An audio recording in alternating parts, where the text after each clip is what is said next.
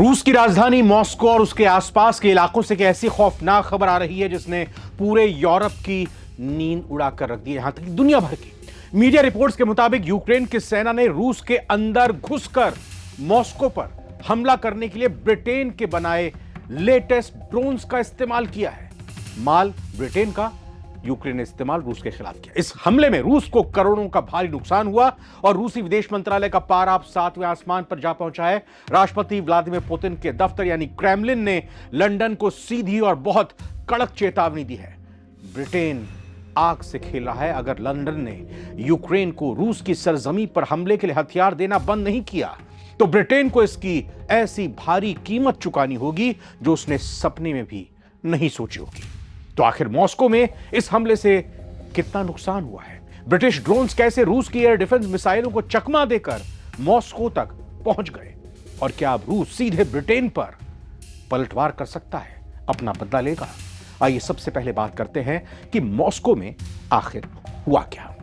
रूसी रक्षा मंत्रालय और लोकल रिपोर्ट्स के मुताबिक यूक्रेन एक साथ दर्जनों लॉन्ग रेंज ड्रोन से रूस के कई इलाकों को निशाना बनाया। लेकिन सबसे सनसनीखेज बात यह सामने आई कि इन हमलों में इस्तेमाल किए गए ड्रोन्स कोई आम यूक्रेनी ड्रोन नहीं बल्कि ब्रिटिश टेक्नोलॉजी और स्पेयर पार्ट से तैयार हाईटेक ड्रोन्स थे।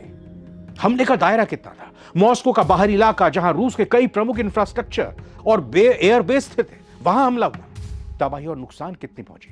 तो रिपोर्ट्स के मुताबिक इस हमले में इंफ्रास्ट्रक्चर, कॉमर्शियल संपत्तियों और सैन्य ठिकानों को रूस में बड़ा नुकसान पहुंचा है, जिसका अनुमान लगभग 3.8 लाख करोड़ रुपए यानी 45 बिलियन डॉलर से भी ज्यादा का नुकसान बताया जा रहा है। रूस ने भी अपनी तरफ से दावा किया और कहा है कि रूसी एयर डिफेंस सिस्टम ने कई ड्रोन्स को हवा में मार गिराया, लेकिन कई ड्रोन्स अपने टारगेट तक पहुंचने में कामयाब रहे, जिससे मॉस्को में घंटों तक अफरा तफरी का माहौल बना रहा।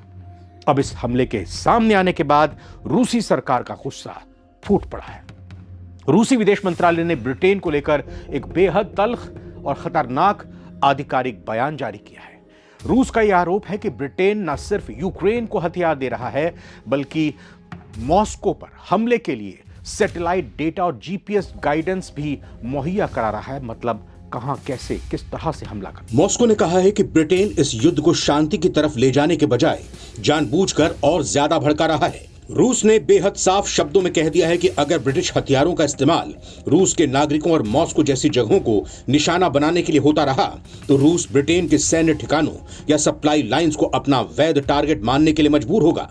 अब सबसे बड़ा और डरावना सवाल यह है कि क्या रूस अब ब्रिटेन के खिलाफ कोई सीधी सैन्य कार्रवाई यानी डायरेक्ट मिलिट्री एक्शन कर सकता है? तो जियोपॉलिटिकल एक्सपर्ट्स का मानना है कि रूस सीधे ब्रिटेन की धरती पर हमला करके नेटो के आर्टिकल 5 को ट्रिगर नहीं करना चाहेगा, क्योंकि इससे पूरा नेटो युद्ध में कूद पड़ेगा। लेकिन रूस ब्रिटेन को झटका देने के लिए 3 बड़े कदम उठा सकता है। समुद्र में अटैक, काला सागर में यूक्रेन की तरफ जाने वाला ब्रिटिश जहाजों या ब्रिटिश ड्रोन सप्लायर्स को निशाना बनाया जा सकता है। दूसरा, साइबर वॉर, ब्रिटेन के सरकारी सर्वर, पावर ग्रिड और फाइनेंशियल सेक्टर पर रूसी हैकर्स बड़ा हमला कर सकते हैं।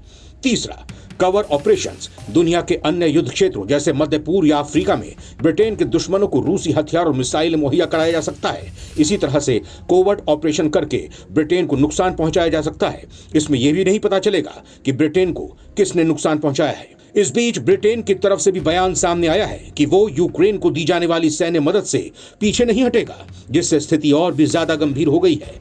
मॉस्को पर ब्रिटिश ड्रोन्स का यह हमला साबित करता है कि रूस यूक्रेन युद्ध अब सिर्फ 2 देशों की लड़ाई नहीं रहा, बल्कि ये रूस और पश्चिमी देशों का एक सीधा और खतरनाक टकराव बन चुका है।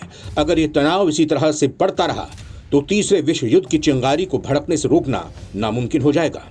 आपकी इस पर क्या राय है? क्या ब्रिटेन को यूक्रेन को इस तरह के खतरनाक हथियार देना बंद करना चाहिए या फिर रूस को जवाब देने के लिए यूक्रेन का यह कदम सही है? कमेंट सेक्शन में अपनी राय जरूर लिखें। नवभारत टाइम्स की रिपोर्ट।